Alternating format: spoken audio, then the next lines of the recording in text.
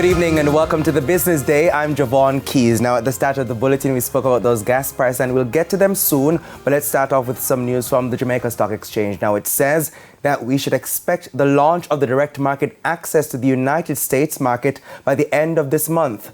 Managing Director of the JSE, Marlene Street Forrest, says with the direct market access to Canada, so far only Barita and QMax Wealth Management offer the service.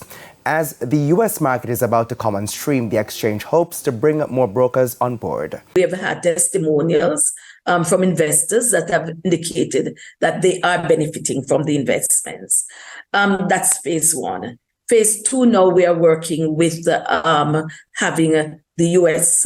and that is supposed to be delivered by the end of June.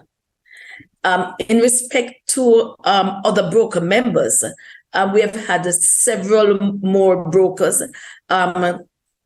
demonstrating that they are interested in coming on board for the DMA. So I think that all is positive. Now, the direct market access allows local investors to use their brokerage accounts to invest in securities in other jurisdictions. Mrs. Street Forrest says, through the mechanism, Jamaicans can diversify their investments. The investing public will have a mix of investment. They can, if they want, look at other exchanges right around the world, connecting and to see how their portfolio can be balanced. The second thing is that you are not only having access, but you can see what you have purchased. You know what you have purchased, and any transaction within that, you know what is happening. The Thanksgiving service for the late founder and the chairman of the Lasco group, Lasco's Chin, was held today.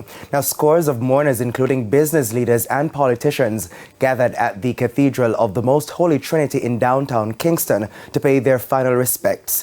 In his address, Prime Minister Andrew Holness described Mr. Chin as a powerhouse. Lasco's Chin was a true patriot. He was the embodiment of a Jamaican who gave back to his country throughout his entire life in business and in service.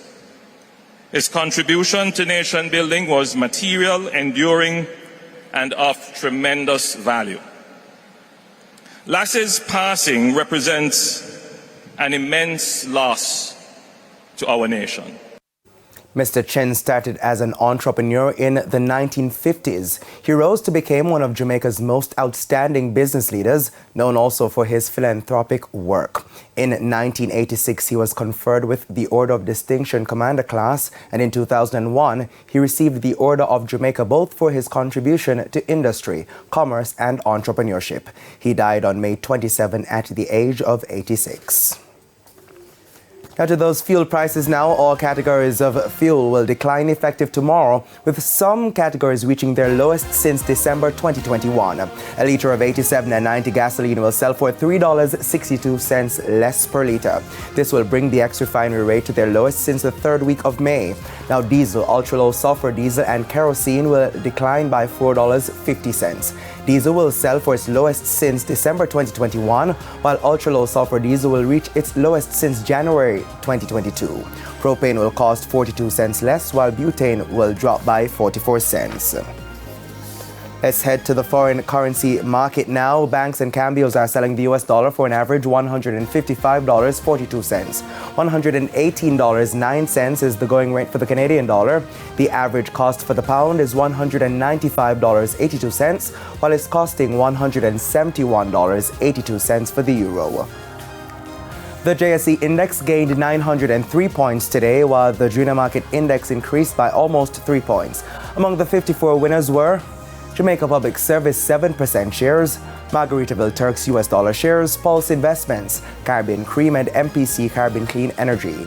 The 42 decliners include ISP Finance Services, JMMB Group 7.25% variable cumulative redeemable preference shares, and that's Jamaican dollars, Epley 7.5% preference shares due 2024, Medical Disposables and Supplies Limited, and Epley 7.25% preference shares. 15 stocks traded firm.